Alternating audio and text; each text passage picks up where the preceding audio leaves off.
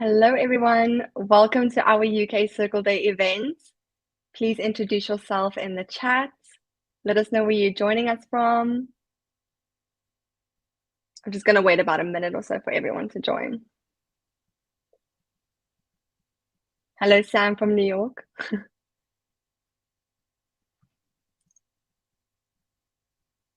Liverpool, amazing. Okay, great.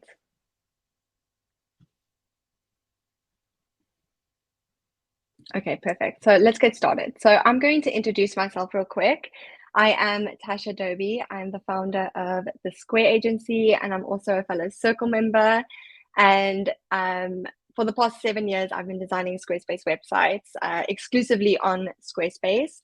And this year, I became an official Squarespace Circle partner, which is super exciting. There's only 2 Circle partners in the UK. It's myself and Sam Crawford, who you'll be meeting soon. And basically, Sam and I are here to be your go-to for anything Squarespace Circle related. So we have such super exciting things planned for the future. So at the end of this event, we will invite you to connect with us and invite you to basically grow our UK community, which is super exciting. When the opportunity came up for us to have this regional Circle Day, we really wanted to be super intentional about what we bring to the table, basically. So we wanted to really pack this event full of value. One amazing thing about the Squarespace Circle community is our willingness to share, learn, and grow with each other. So to come together and share some insights is super incredible. So thank you so much for being here. We got London, Woodstock, amazing.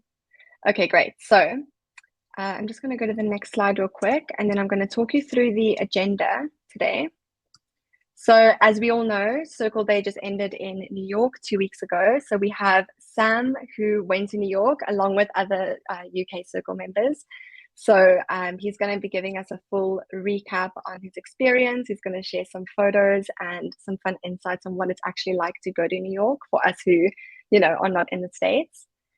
Like I said, we will be packing this event full of insightful value. So we have 4 really exciting presentations by fellow UK Circle members. So we'll kick off with Sam, intentional simplification, lower your stress and increase your income. We will then be heading into unlocking success, processes and workflows, referrals, repeat clients by Krishna Solanki. We will then be going into unlocking growth by building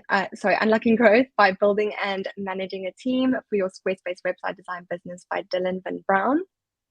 And then we'll end off with side hustle to full-time Squarespace expert and everything in between by Dave Hawkins, who's been on Squarespace for 9 years. So that will be super interesting. We will then give you the opportunity to basically collaborate with us and speak to us.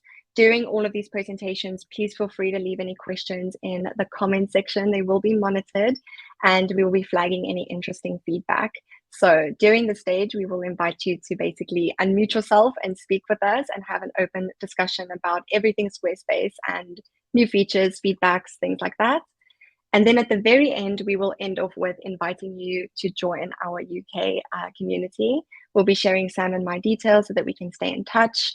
And we'll also be inviting you to an exclusive little group that we have. So yeah, that is it from me. I'm going to invite Sam onto the call and he's going to kick it off with the Circle recap. Thank you very much, Tasha. Hey everyone, I'm Sam. I'm going to quickly take us through a recap of Circle Day itself. I'm going to show you a few slides worth of pictures. So hopefully you can get a bit more of a flavour of what it was like in person, and then we'll dive into the workshop. So Tasha, you're in control of the slides. If we can go on to the next one, please. Oh, and then the next one. Brilliant. Cheers. So what you're seeing here is me taking a pretty poor quality picture of Squarespace's HQ's entrance. And then to the right, you're going to see some slightly better photography at the networking and the dinner during workshop day. So that was the day before Circle Day, which is a nice segue into talking about the workshop day itself. So Tasha, if we could go on to next slide, please. Okay, so these are slightly better quality. So whilst we had Circle Day, and that was obviously the main event, we were also treated to workshop day. I think there was about 40 of us there. And basically what we got to do was chat with the Squarespace team a little bit more in depth, a little bit more one-to-one, and we got to break the ice with fellow designers. It was a surreal experience finally meeting all of these people that you've known of and known online for years, actually in person. And I'd say now that those relationships that I personally have with others in the community are way stronger because of this in-person connection. And a side note, we also got to test run the brand new courses collections, and I was quite blown away by that. And I've already used it on one of my own sites. And I think if you guys haven't had a chance to have a play around with that, I'd encourage you just to go and have a fiddle with it, because honestly, it is amazing. So that's the plug for the courses community. So can we go on to the next slide, please? Okay, so then we've got the Circle Day itself. This was probably one of the best events I've ever attended. There were talks on literally all day, and they ranged from monetizing memberships to literally like live builds. And then there was even something from Wayne here. He's the big picture. That was on productizing your service into like a monthly subscription. I found that really interesting. If you haven't already, all the replays are available online, I think. And I would say go and watch it if you haven't watched them yet. Try and catch up on the ones that pique your interest whenever you can. It felt like, I could be wrong to be fair, but it felt like there were about 30 something workshops. So, you know, there's going to be something that you can get stuck into, I'm sure. Next slide, please. And then this was the best bit. So, I mean, I didn't get as many selfies as I wanted, but there's a few. So the networking was the best thing for me. It was my personal favorite. And that was because everyone who attended, they were up for like a proper chit chat, and every single person I spoke to, literally every single person, they were so generous with the time, but they also had an interest in what I did. And obviously that feeling was mutual. It was just great to bounce ideas off people and see how other people work within the platform. The talks, you know, that we've just been over, they were great, but this is where I found the most value. I actually found that this form of two-way discussion helped me pick up helpful little gems, even more so than just taking notes on talks. And at the end of the day, it's not what you know, it's who you know. And these relationships within the community, so within the Squarespace community, these are of so much value to me. So I'd encourage everyone, if you're watching today and you didn't make it this year, try and get over to New York next year. But I understand a lot of us are in the UK, so if the US is a stretch too far, Tasha and I, as she's mentioned before, we're looking to facilitate some in-person meetups in the UK, and we'd love to connect at one of those soon. Tasha again alluded to it, but we're going to have like a WhatsApp group that everyone can join, and that's going to be right at the end where we'll have some more details on that. So if we can go to the next slide, please, we're going to have some questions. So I'll leave this up for like 10-15 seconds. If you guys want to make a note of these questions and then maybe just pop some answers in the chat below, that would be great. So we've got, which workshop did you find most impactful and why? So if you watched online or you attended in person, drop that below. Will you be attending in person next year? What would you like to see more of and less of? And then how could we make it even more beneficial for Circle members? So either drop the answers below or make a note and we can go over it in the discussion at the end. I'll leave that up for, say, 10 seconds.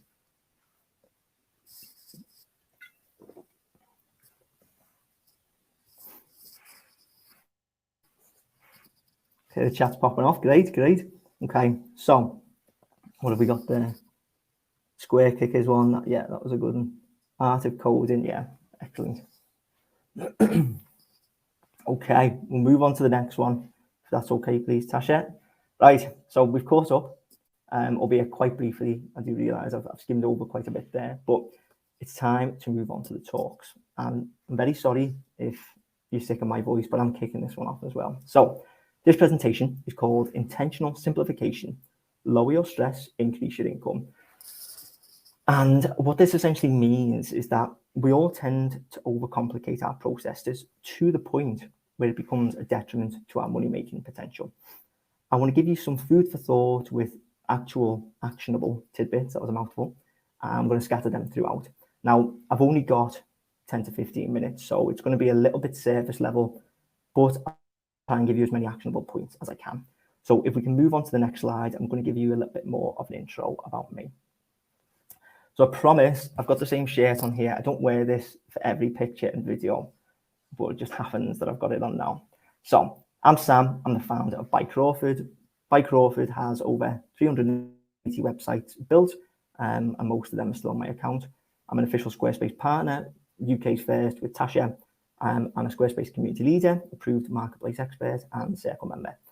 Now, what I do, as well as running By Crawford, is educate Squarespace designers on how to speedrun their first 100K by leveraging simplicity. I've actually seen in the chat a few of the community members are in here. So hello, guys. I think we can move on. That's enough about me. Okay, great. So the company of one. And what this means essentially is anyone can get to 100K per year without the need for hiring. What this is just a little bit of belief shifting. So people mistakenly refer to themselves as a freelancer, which is subconsciously telling yourself that you're not serious, and therefore you automatically cap yourself. And I just want to tell you basically that it's possible. I've been working with Squarespace relatively not even that long compared to someone like Dave, who's done 9 years. I've been working with it for just over 4. Year 1, I made roughly 30K with Squarespace. And then you fast forward to year 4, and that figure is 230K. And this year, I'm on track to beat that substantially. I haven't hired a single person during that entire time, not one. And that's why I refer to myself as a company of one and not a freelancer. I am the company of one, and I implore all of you guys to look at it that way too. You don't want to come across as unprofessional. I feel like the word freelancer sort of, it makes us sound unprofessional to clients. So if you don't take anything else from this, take the company of one and run with it. And underneath that, I've got, don't let ego guide your process. And this is a trap that a lot of people fall into. So what they do is they hire a team just because they think they should. They think it's the right thing to do, and not because their workload actually dictates it. So they think it's great to say, well, I manage X amount of people, or my company makes Y amount of money, but the profit that goes into the back pocket is potentially the same or worse than if they've just stayed so long. Now, they're also responsible then for payroll, having to manage other people and deal with all sorts of other stresses that come with being head of a team. Now, I'm not saying do not hire a team. Obviously, there's lots of use cases for hiring a team. Maybe you get to a certain level where you just cannot deliver the work. Okay, I understand that. And there's multiple ways to, I think this is the saying, there's multiple ways to skin a cat. My way is just one way of many. But don't fall into it just because you want to say you're the head honcho. Do not fall into it because of ego. Fall into it out of necessity. And then that's all the negative spiel.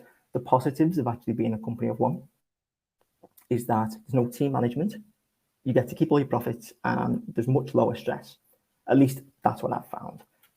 So if we can go on to the next slide, I'm probably going to annoy a few more people. So say no to tech stacks.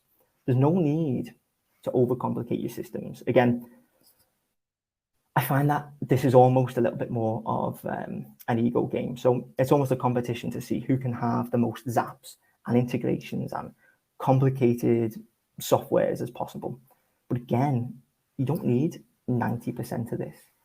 Just to give you some context on the main pillars of my own personal process, I've got here, I've never sent a zap in my life. I've never even logged into Zapier or Zapier, whatever you call it.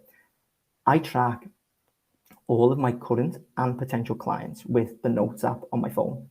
That's it. There's no need for fancy funnel management software. I'll send proposals I'll send contracts, and I'll send invoices with Hello Bonsai. That's one software. And then I'll track my income with a spreadsheet. Nothing fancy. And obviously, there's some other stuff like Calendly for call booking, and then Google Workspace for emails and file hosting. But honestly, that's about it. If we go back through all of those, the only paid software is Bonsai. Everything else you can get for free. And if you take, I've just said if you take nothing else from this course, call yourself a company of one. But if you take nothing else from this course, at least have a think about how you can trim the fat when it comes to these bloated tech stacks. Okay, so hopefully this next slide isn't going to anyone? Great, cheers, Tasha. So a little bit every day. This is exactly how I structure my work days. So these are just some quick fire, simple ways to consistently improve your income with Squarespace.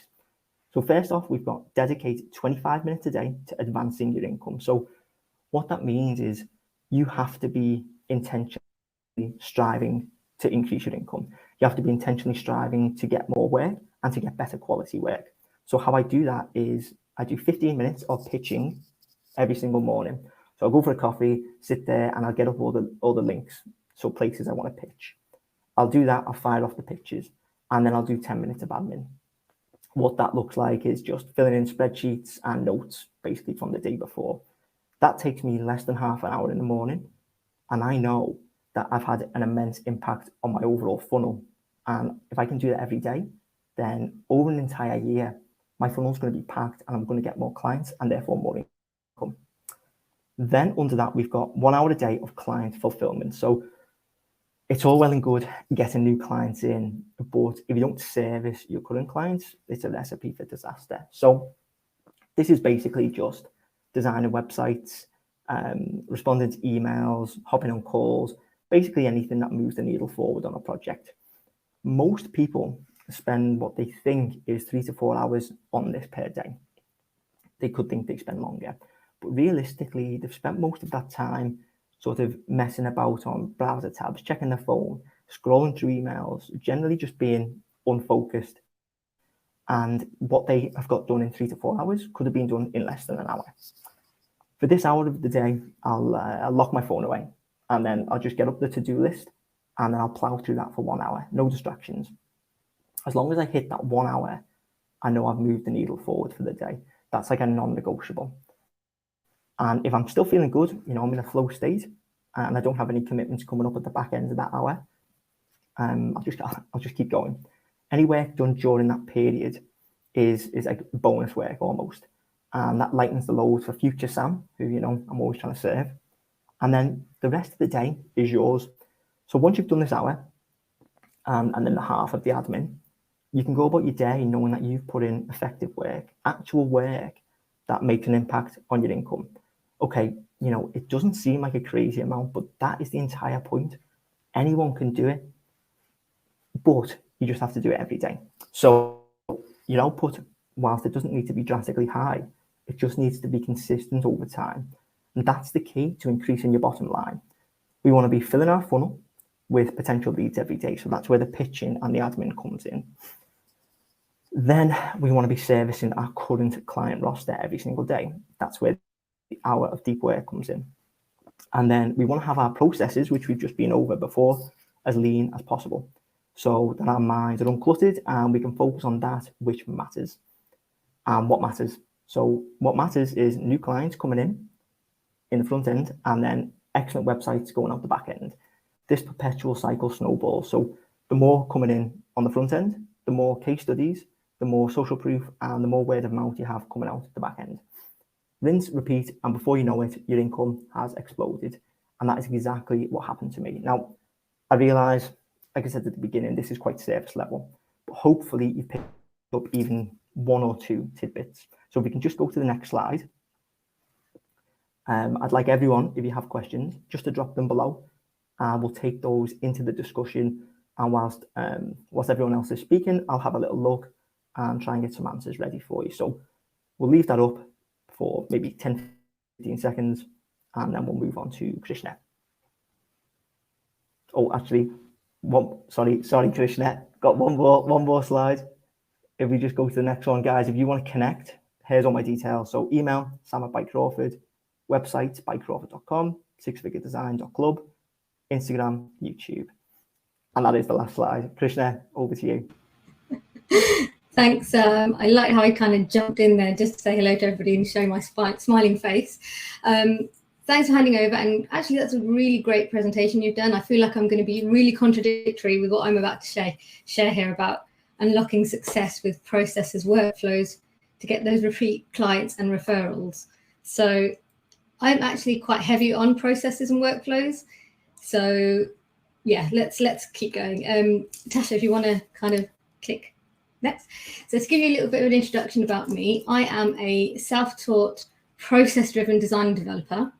I've been 18 years as a designer and trained as a website designer originally. I've, like Dave, who you're going to hear from in a couple of moments, well, in about 20 minutes, 30 minutes soon, I've been using Squarespace for about 9 years as well, and I switched from WordPress. There's a whole story behind it, but we won't go into that now. I am actually a one-woman band, but I have a team of associates, so slightly different to what Sam has proposed, but also looking forward to hearing what Dylan has got to say, and Dave as well, so kind of fits in with their work ethos. I am a Circle member and now recognised as a Squarespace expert, and that's kind of come through in the last year or so quite happy about that. And overall, I am, like I said, a company of one, kind of, with a team of associates, so in between, and we create brand identities, so logos, icons, patterns, the visual identity, as well as Squarespace websites. And now we all know what we can do with Squarespace websites, but we've now just added courses onto the list, as well as commerce, member sites, campaigns, acuity scheduling. So yeah, we do cover quite a bit, which is where this process comes into play. Can we go to the next slide, please? Right, so I just wanted to start off with talking about what processes are, and thought I'd kind of put out into the chat if anyone wants to give me a couple of reasons or answers to why they think a process is good and why you think you should have one in place. Now, I'll ask the question and see if anyone wants to answer anything, and then jump into the reasons, essentially. So let's see if anyone has anything to say. If not, I can keep going. But essentially, oh, can you press the next slide, please, Tasha? Yeah. So essentially, processes are vital for a number of reasons. And the top ones that come to mind for me are that they enable you to become more efficient and consistent, as they provide us a really structured way to complete a task. So for example, when I start a branding project, the high-level steps that are involved are for me to create a mood board, create the visual identity, export the assets, create collateral, create the brand guideline, and then hand over the assets. Now, for a Squarespace website, it's a similar process. I need to make sure that I've got the content and the copy and anything related to the website design. Then we go into design, we do the revisions, we do the build, we do the sign off, and then we hand over the site at the end of it. So they're very top level. So knowing what my steps are makes it really efficient and consistent.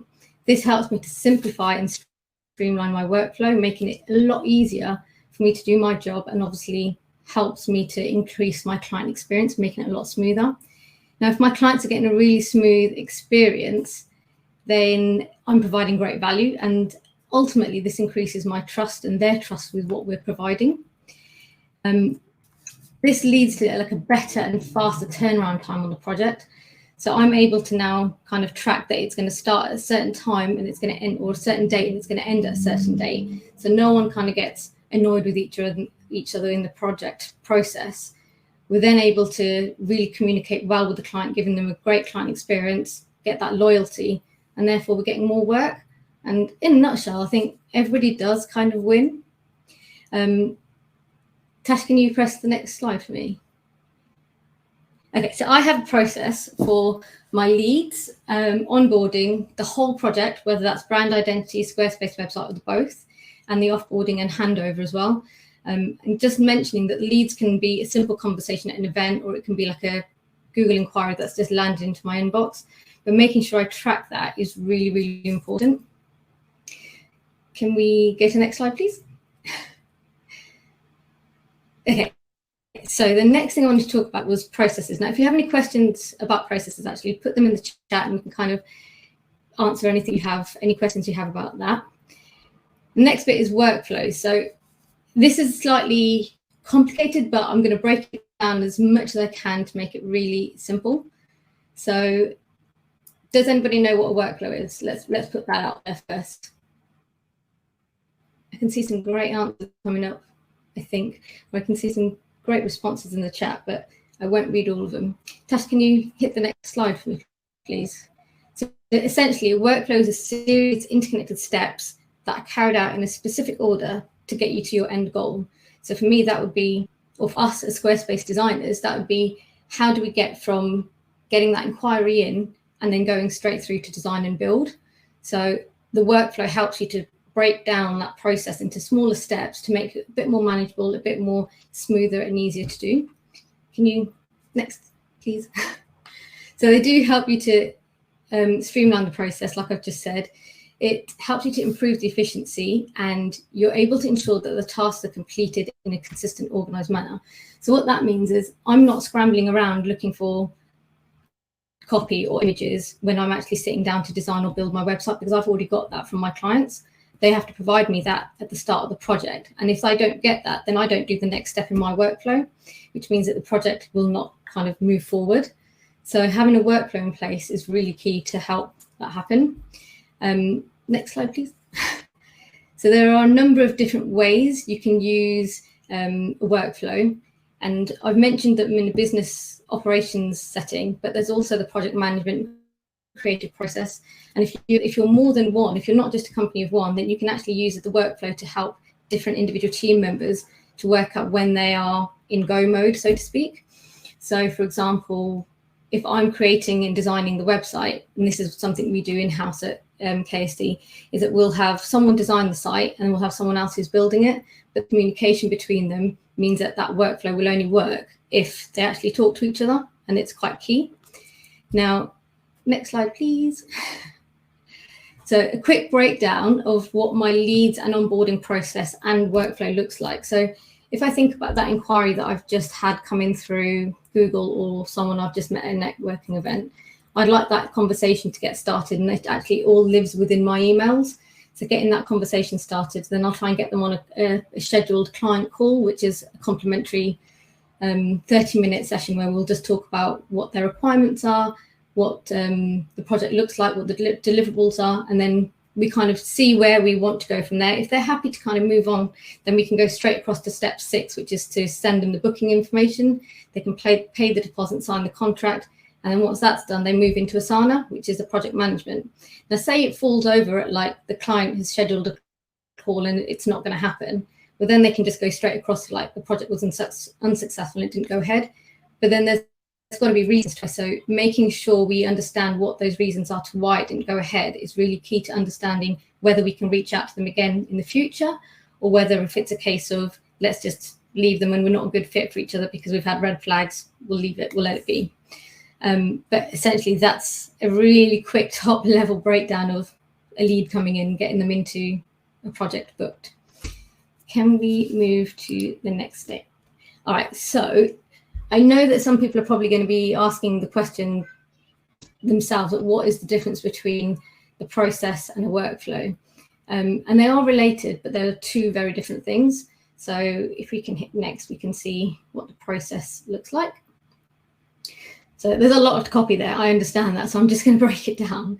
But essentially, process is the broader term that takes you from A to B. So the goal is to get a website live and built and really successfully get your reviews coming through. So if you think about the process of someone's called, booked into the project, and we want to go live, that's essentially the bigger, broader term that is the process. Now, if you look at the workflow, if we can hit next, the workflow is actually those steps that take place in between point A and point B. And actually being able to break that down, you're able to focus on the individual tasks, which makes it a little bit easier to work out if there's more than one person working on it, what they'll be doing and when they'll be doing that, what order that process, what order that workflow and those tasks need to get taken and done in to make sure that the successful project kind of brings in those rosy reviews. If we go to the next slide, it will be another little breakdown of what that looks like. So overall, you've got a plan, you've got a strategy, that's your process, and that guides how the work is going to be done. And the workflow is the detailed linear representation of the steps. So I can break this down further if anyone's got any questions about my workflow in particular. But I think we should kind of move on to the next bit, which is tools. So unlike Sam, I use a lot of tools to make this process and this workflow really work for me. So in Gmail, which is where all of my pipeline and management and onboarding happens, I use a plugin called Streak, and there is step-by-step little breakdown of what happens. So that inquiry comes through and I'm able to kind of drop that person or that inquiry, that email into the different stages of my pipeline until they've gone into Asana. Asana is what I use for project management and client communication. So I know some people might have questions of, do you always use it? Do you not use Trello? Why do you use Asana? And actually, I found that this works best for me and my clients. And what we also do is once we've got them in Asana, we send them an email. We send them an email that says, no more client communication in email. We're going to be talking about everything for the project related to the project within Asana. And they have an onboarding page that actually explains to them how to use Asana if they haven't used it. And it's a 3-minute quick tutorial. So they don't even need to worry about how to use it. So it's simplifying everything for them to make sure that they're on board with what I'm suggesting and what we're going to do. Now, again, I saw Sam saying he doesn't use any complicated systems for like proposals and clients. So I think, did you say you use Hey Bonzo or something like that? Yeah. So I used Dubsado. And again, it's a paid for kind of tool, but I found that it's so much easier for me to actually create my proposals, contracts, invoices, and it's my client relationship management tool. So what that essentially means is my clients live in this platform. And every time that I have a proposal that needs to get sent out, I can press duplicate, edit, and literally within about 20 minutes, I've created a new proposal which can go across to the client. And 80% of the time when I'm sending a proposal, I'm able to send the contract as well as the invoice with it. So they can read the proposal, kind of say, yes, we're happy with this, sign the contract, brilliant, got them in. And then they can send over the lump sum for the deposit as well. So that's kind of what we use to streamline that element. There's no back and forth in that sense. And then once they've booked in, we have Google Workspace, which is where we basically share files, folders, documents, and so much more. So Google Drive is really key because any project we do, we don't actually wait for clients to give us the details while we're doing the project. There's always a 2-week lead time period. So making sure that the Google Workspace is up and ready when they've done the questionnaire that we also ask through Dubsado, all of that gets done 2 weeks before. And then there's Pinterest for design, inspiration, style, and visual direction. And then we use Zoom for meetings and presentations. So yeah, there are a lot of tools here. But what we've found is that they don't get bombarded with everything all at the same time. It's almost a case with drip feeding. They don't even see some of the stuff that happens in the background. So they don't see all the stuff that happens in Gmail and Streak. They only get access to Asana. I can see some comments coming in, so I just got distracted there, sorry, but I'll come back to them in a moment. But they only see Asana and then they'll only see Zoom really. So they're the only 2 things that we use client facing. Everything else is behind the scenes and for us to use internally. Okay, can we move to the next slide? And I'm guessing, obviously, the topic of this presentation is about processes, workflows, repeat clients, and referrals. So what we found is that every time we've done a project, because it's gone really quite successfully, 80% of my projects and clients now that come through are referrals and repeat clients. So 80% of them who have actually we've worked with, they've all said that the process is really streamlined, it's really smooth, so no one's had to worry about when they're getting anything. They've not had to worry about who's getting what at what time, who's delivering what, and it's all very, very kind of straightforward.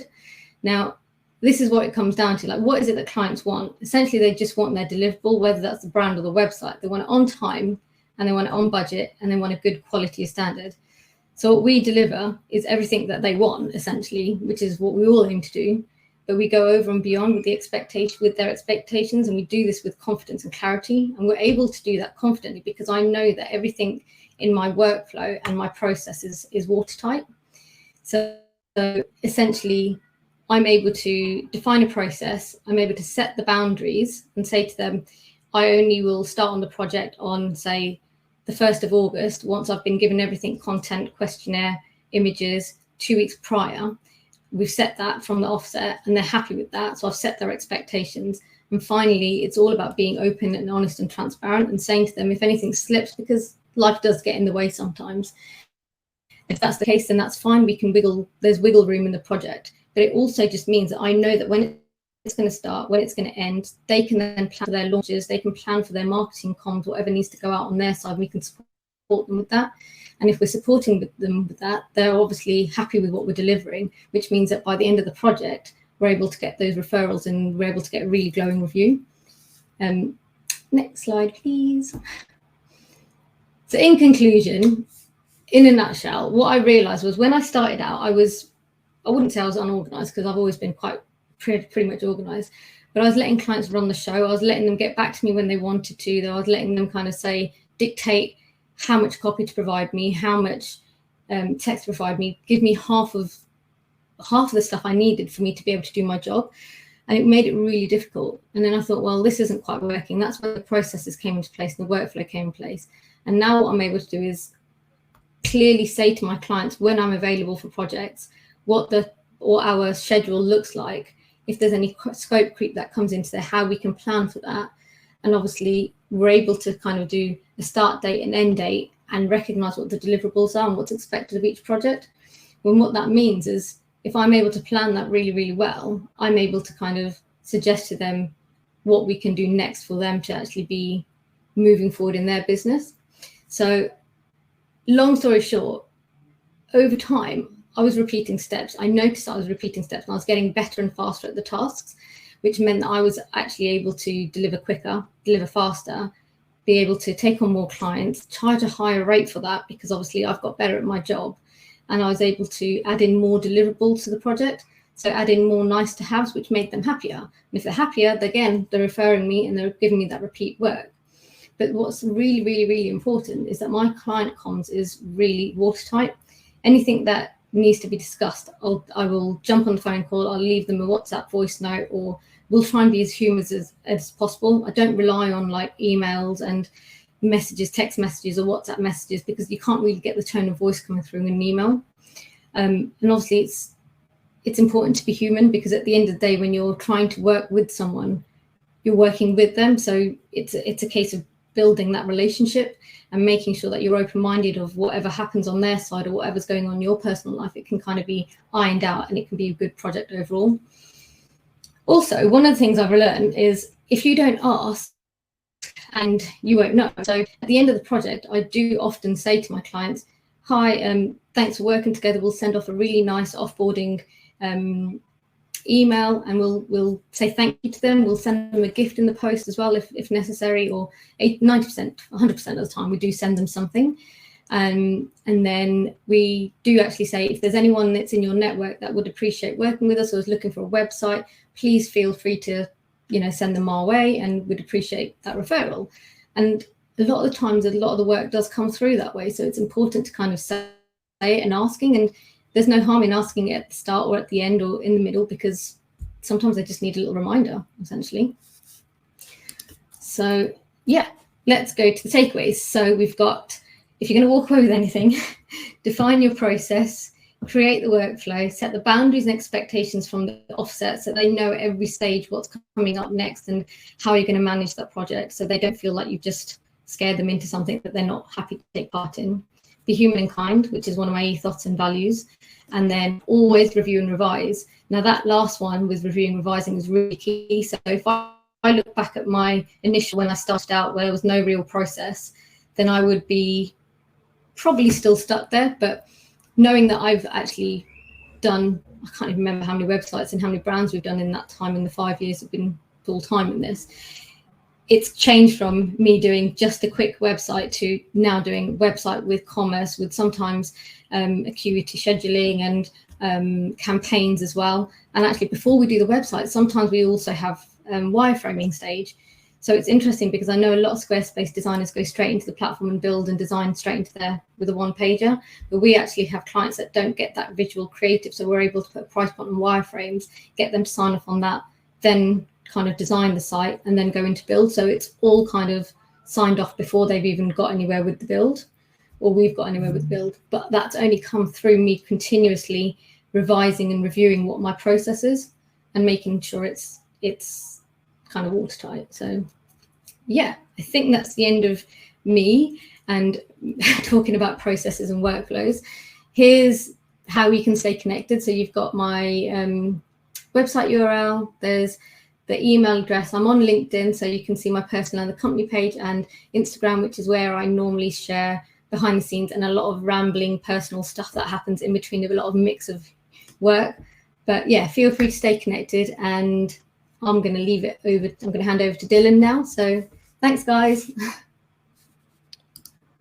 Perfect. Thanks, Krishna. Really interesting presentation, and definitely a lot for me to take away from that. So I'm going to be talking about unlocking growth by building and managing a team for your Squarespace business.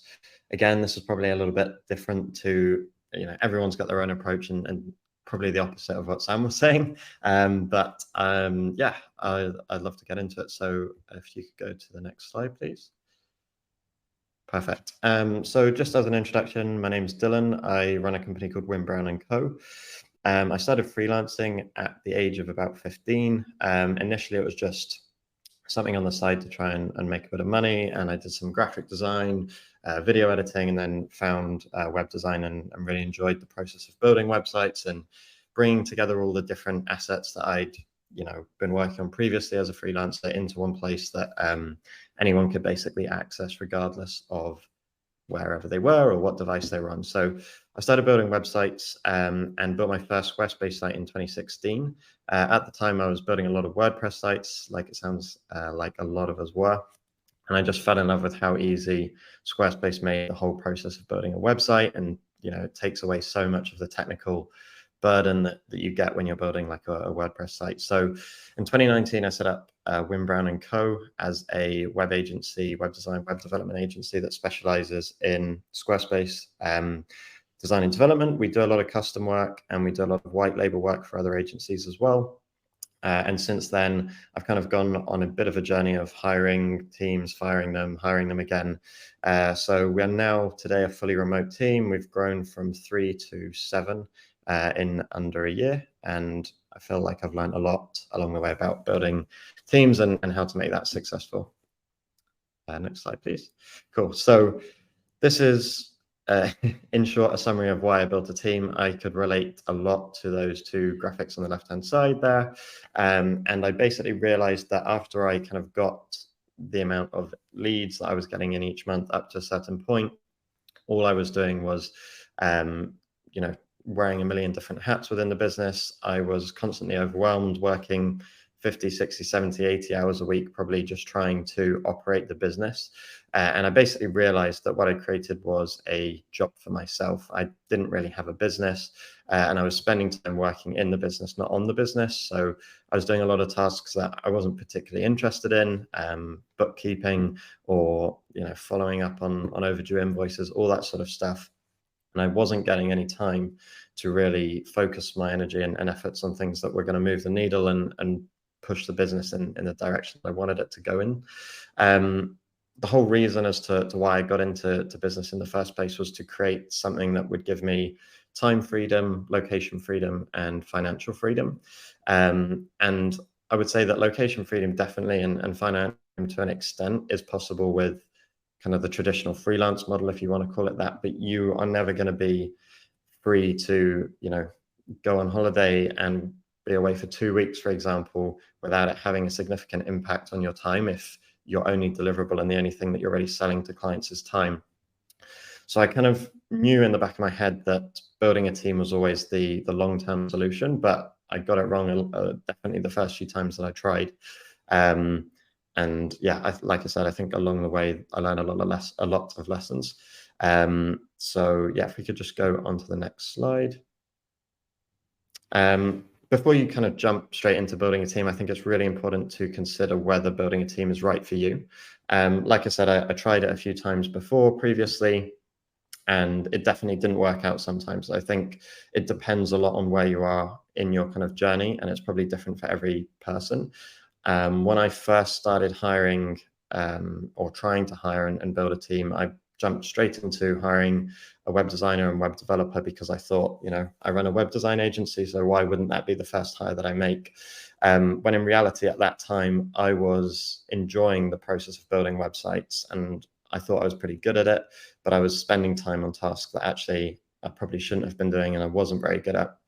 So I think it's really important to consider whether you want to be spending your time, managing people, managing a team, and basically being that person in between your team and the client, or whether you want to be doing deliverable client-based work, because that's going to inform a lot about the way you go about building a team. And really, if you do at all, there's nothing wrong with keeping things really lean and simple and kind of going with the approach that Sam was talking about earlier, because there's definitely a lot of benefits to it. So I think it's really important to consider, the pros and cons before jumping straight into it. Next slide, please. Cool. So if you do decide to go ahead and build a team and you think that you're kind of at the point where it makes sense, there's definitely a couple of learnings to take away and ways that you can go about this so that you're doing it in a way that's sustainable and makes sense for you. And the first thing that I definitely learned along this journey was to not go with the traditional route of hiring someone who's, you're expecting them as a small business owner, like I showed in the first slide, you're used to doing sales, replying to emails, building websites, designing websites, maybe doing a bit of code, SEO. You're used to wearing a million hats. And it's very easy to kind of think that person that you bring in should be able to do the same, when in reality, there's very few of those people around. And so I think it makes a lot more sense to try and forget the concept and the idea of a role and a job role, especially when you're at you're at a relatively small stage of business, and instead think about the tasks that you're doing. So the way I approached this, and well, maybe the second or the third time around, the way that I approached this and got it a lot closer to getting it right was to break down my workflow into a series of steps and tasks. So I looked at, my calendar over the past week or two and really, looked at and analyzed where I was spending my time. And again, like Sam said, I wasn't probably spending 4 hours or 5 hours a day doing client work. I was probably spending a lot of time doing tasks that weren't revenue generating, I wasn't particularly good at. And so really, those are the tasks that you want to outsource and delegate first. So you can have a look at the chart on the right-hand side, the matrix there. And basically what this is a model for is the order in which you should delegate tasks. So along the bottom, you've got passion. So, on one side, tasks that you love doing, and the other side, tasks that you hate doing. And then up the other axis, you've got ones about, you've got confidence. So how good are you at a task, or are you not great at it? According to this, and from my own experience, the tasks that you want to delegate first are the ones which you hate doing and you're not very good at. So that might be bookkeeping. That's a common one that gets thrown around. It might be chasing up overdue invoices. These are tasks that you probably consume a lot more time than you think they do, but that you can relatively easily delegate and quickly free up time to then spend doing the things you do like doing. So whether that's client work, sales, whatever it may be, it gives you a little bit of that time back. The second kind of bucket of tasks that you would want to be looking to delegate are the ones which you might be good at doing, but you hate doing. And so those are the ones that make, your day-to-day life a little bit more miserable than it could be. And you could be spending your time doing the tasks that you really enjoy. But because you're stuck doing tasks that, don't really move the needle, but you're kind of doing, it holds you back. And like I said earlier, it stops you from doing the tasks that are going to move the needle and drive the growth in your business. The third bucket is what's called pause and evaluate. So those are the tasks that you may really enjoy doing, but you're not actually very good at it. You may not be very efficient at it. And so those ones you want to just take a step back and have a think about, do I need to upskill? Do I need to invest in courses and lessons? How can I be better at these tasks so that when I am doing them in the business, it's good for the business and I'm not just doing it because I want to do it as like a hobby. And, those are probably tasks that you may end up delegating, you may end up upskilling and trying to improve yourself on. And then the fourth bucket are the tasks that you don't want to delegate. So these are basically your superpowers. If you want to think of it that way, they're the ones that you're most passionate about and that you're the best at. And those are the tasks that you want to delegate last or not at all, in fact. So if you have a look back at your time over the last, like I said, week or two, if you don't already track your time, use a time tracking app, or even just block the time on your calendar over the next week or two, and you'll get a pretty good idea of what you're doing between 9 a.m. and 11 a.m. on a Wednesday. And quite quickly, you'll be able to see where your time's going. And then if you use this kind of matrix, you can start to kind of bucket all of these tasks and work out which ones make sense to delegate first. And what you will get from this is that it will allow you to hire people and bring in people onto your team that are specialists and not generalists. So you can bring in someone who's a bookkeeper, an expert at doing a particular function in your business that you don't want to be doing yourself. And it makes it a lot easier to go and find those people rather than trying to think of hiring one person who can design websites, reply to emails, do SEO, bit of coding, and basically be, wear all the hats. Yeah, next slide, please. Cool. So if you do decide to build your team, and once you've kind of worked out which tasks you think it makes sense to delegate first, I think when you actually get to assembling a team, the first thing you want to really consider is whether you want to build a remote team or an in-person in-house team. I have done both before, and I think previously I hired someone in-house because I thought that that's what it looked like to have a proper business. This was pre-COVID. And I think a lot of the world and the thinking has changed since then. But there's definitely pros and cons to both approaches. But whatever decision you do take will drive a lot of the decisions that come into kind of the hiring process. And that brings me on to the second point, which is where to look for talent. So obviously, if you are wanting to hire in-house because you think you like the idea of, the collaboration that you'll have if you're in the same room as someone, you're a little bit more limited. And so you may need to use like LinkedIn, Indeed, I think I heard from before, Reed, there's all the kind of traditional job boards. Obviously, if you're hiring remote, you've got the world's talent on demand, and you can kind of go to specific places that those specialists that I mentioned will hang out. So let's say you build websites, but you're not a huge fan of doing branding or the design work. You can go to places like Dribbble, where you can find portfolios of designers that are really good, and you can kind of go straight into those ponds almost, if you think of it, that you can go and fish in, and that's where that talent hangs out. So that will inform your decision of where you want to look for the talent. And once you've kind of worked that out, you can start to think about creating an attractive offer. And this, I think, is something that's really important, and you see, really successful tech companies especially do this well. But thinking about how can you make a potential offer that you might make to someone as attractive as possible. Within my team and my company, that looks like giving a team flexible kind of working hours. I'm not super strict on them clocking in at 9 a.m. And logging off at 5 p.m. I give them a lot of creativity, freedom of creativity if they're working on client projects. But I think it's just important to take that time to think about the job role that you're offering from the potential employee's point of view. And to try and just make it as attractive as possible. What would you want if you were in their shoes? And that really leads to having a team that are going to stick around. They're going to go the extra mile for you. They're going to work that weekend if they really need to, if you need to get something over the line. And I think it's really important to make sure that what you're offering is attractive. In terms of the hiring process specifically, I think, again, when I first started hiring, I spent a lot of time doing it like the more traditional way and trying to interview people and test their skills. Whereas what I've actually learned is that if I'm hiring, let's say, for a web design role, and I've had a look at someone's portfolio, I know their work's pretty good from what I've seen already. The most important thing is just to firstly get on a quick 20-30 minute call with them. And the point of that is not to test them for any skills that they may or may not have, but it's more just to think about whether they're a good fit for the company and the role is going to be right for them. So I'm much more interested in just trying to understand the person, learn more about, yes, their experience and what they've done before, but also what they're interested in, how they like to work. And all of these kinds of questions, which aren't so, typical and standard, give you a much better insight into whether that person's going to be a good fit.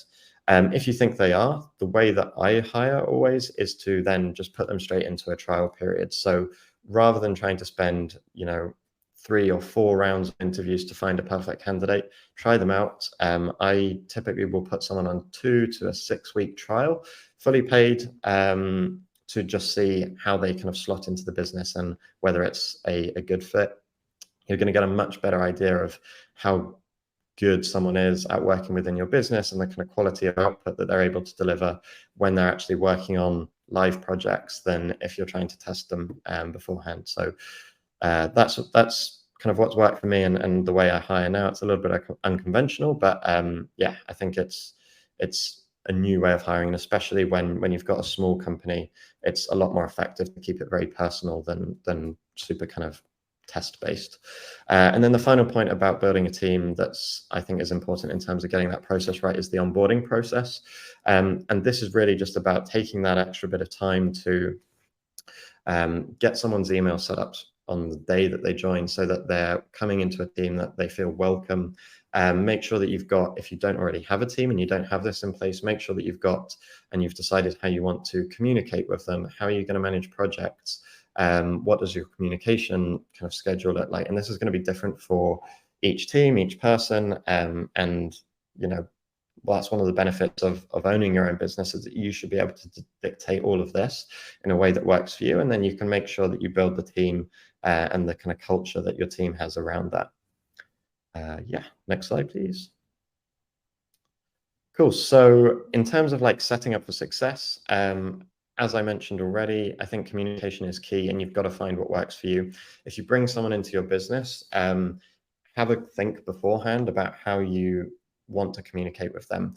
In my team, we have a weekly Monday call where we'll set out, everyone in the team will be on that. We'll set out the priorities for the week ahead, and then we'll have a Friday call to basically review what we got done, and also to just discuss a couple of other things that may be going on. For example, we were talking about the run up to Circle Day and some of the talks that were going to be going on then. So I think you've got to find what works for you. I know other companies that will have a daily 9 a.m. or 10 a.m. stand up with all of their team. I don't like to work that way. I like to have some of the freedom that I mentioned earlier on. So yeah, I think defining what communication looks like, making sure it works for you, and then getting all of the team to adhere to that is really important.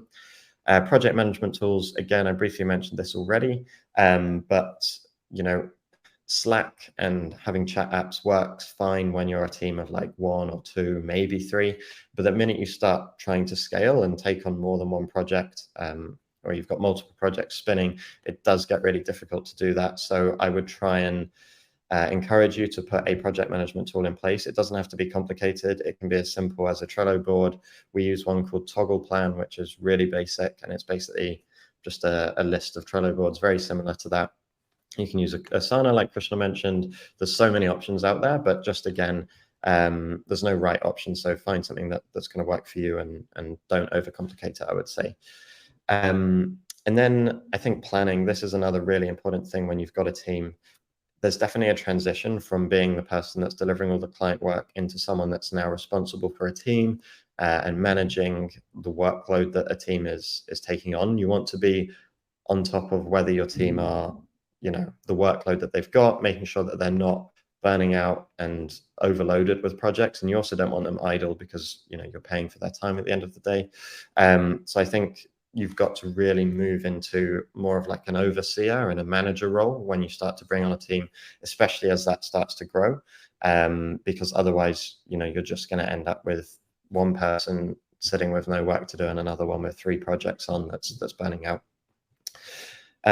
2 last tips. So one of those would be feedback loops. And what I mean by that is speaking and checking in with your team regularly, even if you don't have a call with them every day. If they're working on a project, a client project, ask to see regular progress and give them feedback. So that I've found has been the best way of getting your team to do things the way that you want them done. I think a lot of people give up on hiring and building a team when they hire someone. They ask them to do a design project or build a website, and they're not happy with the outcome because they've kind of thrown a load of assets at a designer, and then they've waited right up until they get a fully built website to have a look at it. I think if you can review the work as it's being done, like I said, it gives you more of a chance to build that rapport with your team. You build understanding, and you're going to end up with a better output at the end of the day. And that kind of leads me on to the final point, which is about continuous improvement, and always be looking to improve the way that you're doing things for your team. When things start to work out, you don't want to just sit back and have the attitude of, okay, great, we're done now. I personally have a call with all of my team members. I try to do like every 6 to 8 weeks, just to check in with them one-to-one, see how things are going, what I can be doing better to support their kind of career development and where they want to go, in life. And hopefully I can provide that as a manager. And also for them to be able to feedback anything that they might think we can be doing better in terms of processes, because, at the end of the day, they're the ones that are probably doing most of the client work when you get to that point. So they are going to be the ones that are coming up with ideas and seeing inefficiencies. So I think having a kind of culture of continuous improvement and making your team feel comfortable and confident to be able to share any feedback with you is really important. Next slide. So to recap, from kind of start to finish, firstly, consider whether building a team is right for you. There's no right answer. If you do want to build a team, forget traditional job roles and start thinking about tasks and, you know, crafting a persona of a specialist, someone who can take off your plate the tasks that you don't want to be doing and you're not very good at. Think about your offer and try and make it as attractive as possible. Put yourselves in the potential employee's shoes, and that's going to help with loyalty and reduce, you know, lengthening how long people are going to stay with you after you've hired them, because you don't want to have to keep hiring it. It is a process, as you can see, that takes time. Welcome them on board and make sure that that process is as smooth as possible, and then talk to one another. Have, like I said, weekly calls or have constant feedback loops on projects so that you're sharing feedback and sharing thoughts and sharing ideas. Really encourage collaboration, and ask for feedback, always be looking to improve, and just try and be as open as possible. Yeah, that's it.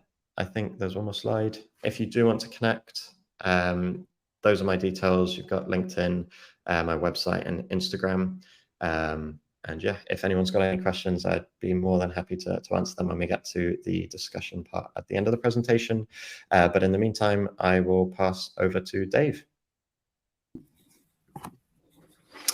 Brilliant, Dylan. Super interesting to hear all your different points and yeah, your talk. So building a business, going from a side hustle to full-time Squarespace expert, what does that look like? So here's a little story of how yeah, that happened. Next slide, please. So back in 2014, Made by Dave came about. It, to give you some context, this was Squarespace 6 was out. Mostly you had a visually pleasing portfolio to choose from, and otherwise blogs was the key part of the audience.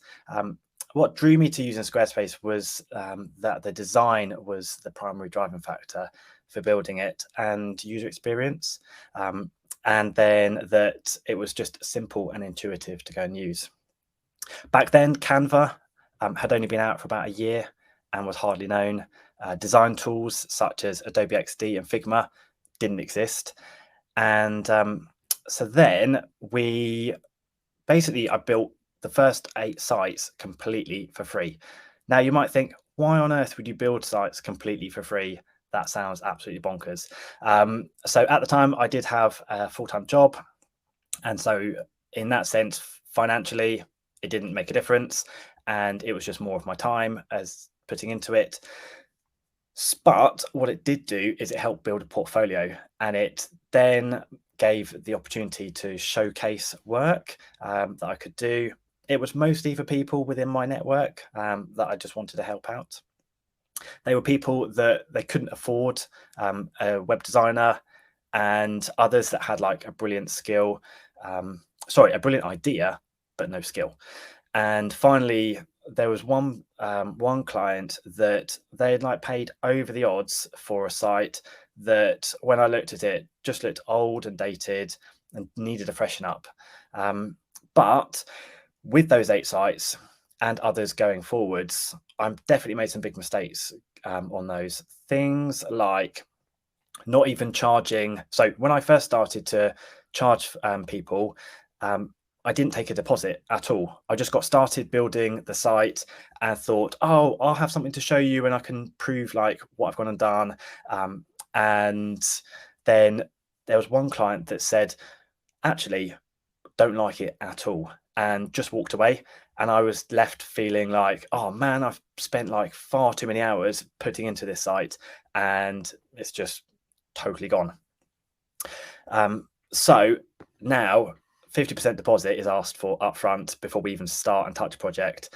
And that guarantees that in that sense, yeah, we're only going to do the project with that.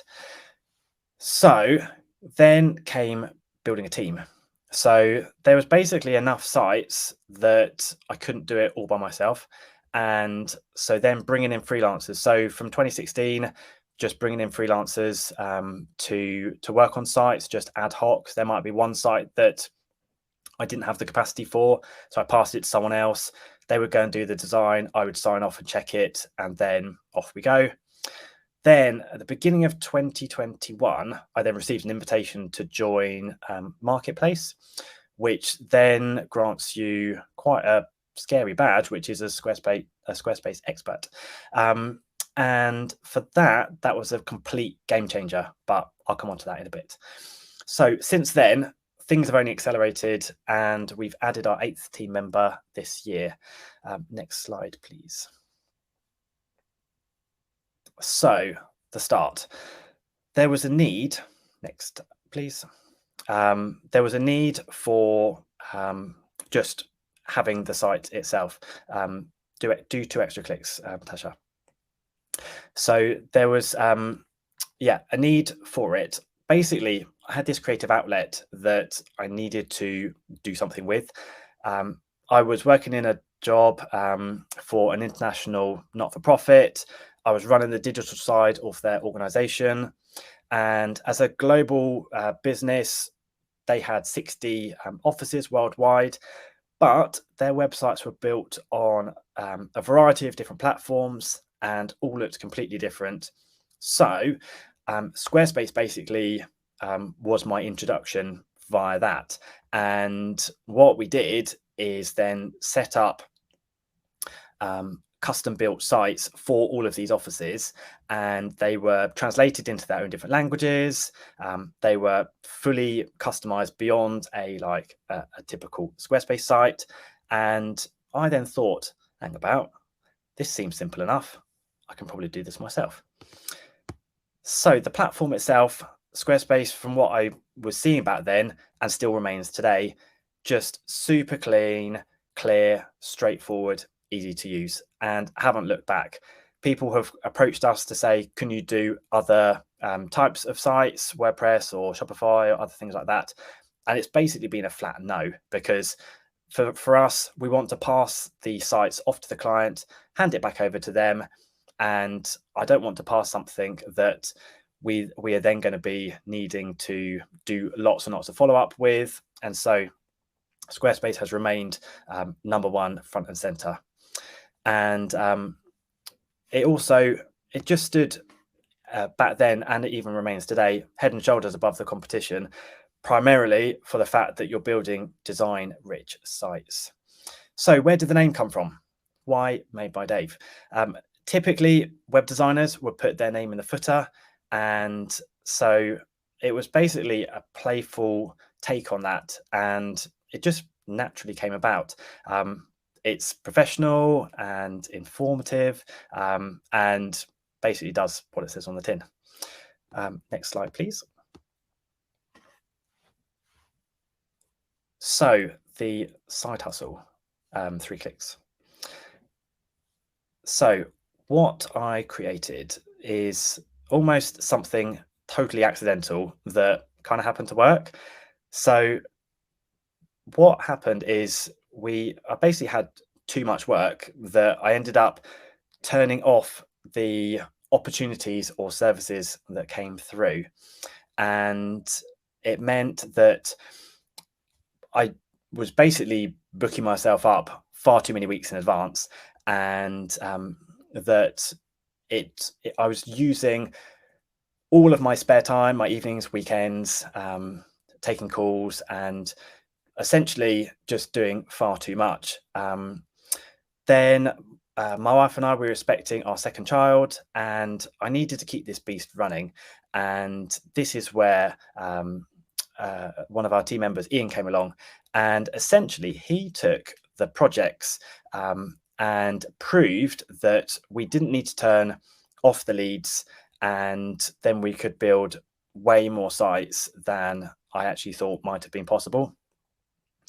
So it grew organically beyond the people that were in my initial network, the friends, family, friends of friends. People just say, oh, I know such and such, you need to talk to them. And we met international clients. And so therefore the art of juggling time zones definitely was taken into consideration. And with all of that was the invitation from Squarespace to join Marketplace. And it meant that there was lots of work, lots of leads that were coming in for us to go and do. But next slide, please. The journey itself definitely was definitely like a bit of a challenging one. So it had meant lunch breaks, evenings, weekends were totally committed to the side hustle, and it meant that it was just using up loads of my free time. Then I'd stumbled across Ghost plugins. And if you're not familiar with what Ghost offer, it's essentially a lot of primarily free plugins that you can add on to your site and be able to just make them enhance and look so much better than the original stuff that you get out of the box, although that is what clients were asking for. And as a primarily designer, it meant it was like, oh, actually, I can go and do this, and I can go and create all these different things that people were going and asking for. Then I came across just the community within Facebook groups, within LinkedIn, and there was just a real buzz and vibe that was taking place, and lots of ability to connect with people and find out where they were going, what their challenges were, what their questions were.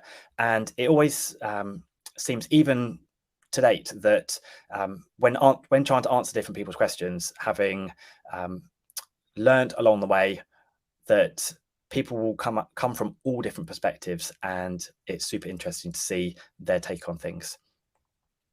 The next part of the journey is essentially that, yeah, there was way too much work, which is a real nice to have, but I needed help from others. And so therefore building a team and getting into it, and just passing other people projects to go and freelance was definitely the just a real interesting one. I never saw when I set out that I was going to build a team, but as I look back, it's absolutely the best thing that's ever happened, because you can bounce ideas off other people, and you can take their design style as well, so that you're not always churning out things that either look very samey, or you can just make a difference to what people are doing. And it then gave the opportunity to basically quit full-time day job and fly completely solo. And yeah, I haven't looked back since, and it's absolutely brilliant. But it came at the cost of trying to do way too much, essentially having 2 full-time jobs, which was never going to be was never actually going to be possible. And yeah, the rest is history. So next slide, please. So lessons in terms of what have I learned, and how could, if you're thinking of going full-time in this, and it currently is a side hustle, and yeah, what could you do to take those next steps in going completely freelance? So the first was to help others. As I said at the beginning, I did the work for 8 clients completely pro bono. Why? To get a portfolio that truly demonstrated what I could do, but it sought out to offer services that for people that that were never able to afford to pay for a site, those that were not-for-profits. One in particular was an author that was looking to exhibit their work, and in return was able to create a portfolio of work that showcased design, technical ability, and then ended up leading to first paying client. Seeking help. When I didn't have the bandwidth to deliver client projects solo, asking others to design and work and assist me was the best thing that I've ever done. It showed what was possible. A collaborative process is always super insightful. You pick up tips, tricks, and gain from others new perspectives and approaches to how you'd go about what somebody's actually after. Plus, it's always fun. Prioritizing time. However busy or pressured work gets, for me, family must come first, and that you can definitely learn the hard way with trying to put all your energy into running a business, and it's almost flipping it on its head in terms of saying, okay, what is your priorities? It does take a lot of hard graft and setting up a business, so it can be so tempting to keep driving and forego other commitments. Having fun along the way. Don't take things seriously. When you're having fun, it brings freedom. It allows the creative juices to flow, which essentially turns into opportunities to go and create sites. And yeah, I think we've worked on in excess of 350 sites, which is absolutely wild. But it means that you can just have fun with building it, learn from what you've gone and done, and learn those lessons. But people think that working like a 50+ hour week will bring them happiness, like financially, etc. It won't. I'll just be frank with you. Like, it will just end up leading to burnout. Being part of that supposed like 5 a.m. club honestly isn't cracked up to what it's meant to be in terms of just spending way too many hours. You would end up, if you totted up the number of hours that you might spend times the supposed hourly rate you were like charging yourself out at, you'd probably find that you're not actually making that amount of money on what you're up to. Then dreaming big. So I'd say go for it in terms of like, you never know what's around the corner. Honestly, I didn't think the day would come where Squarespace would approach me and say, hey, we'd like you to become an expert on their marketplace. But it did. And I couldn't believe little old me gets to play on the international stage. So anyway, those are a few thoughts in terms of how the side hustle ended up turning into a full-time job. Tasha, over to you.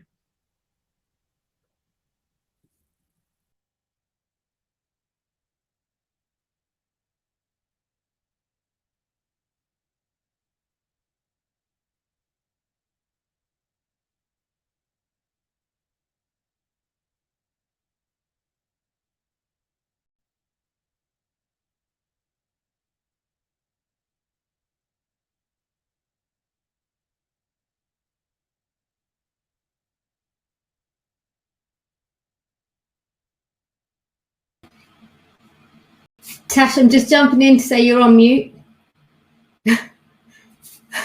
Sorry. So sorry. Sorry, everyone.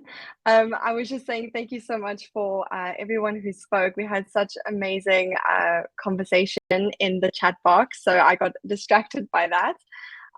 But yeah, so basically what we're going to do now is we're going to add a link into the chat box and invite everyone over to a different platform. We will have an open discussion.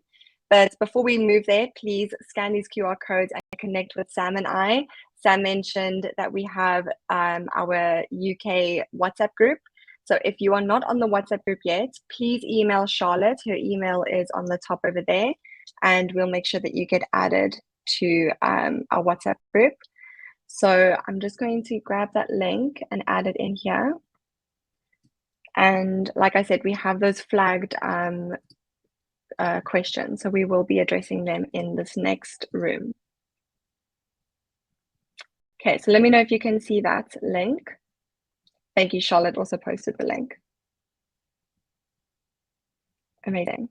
So we're all going to head over to the next link.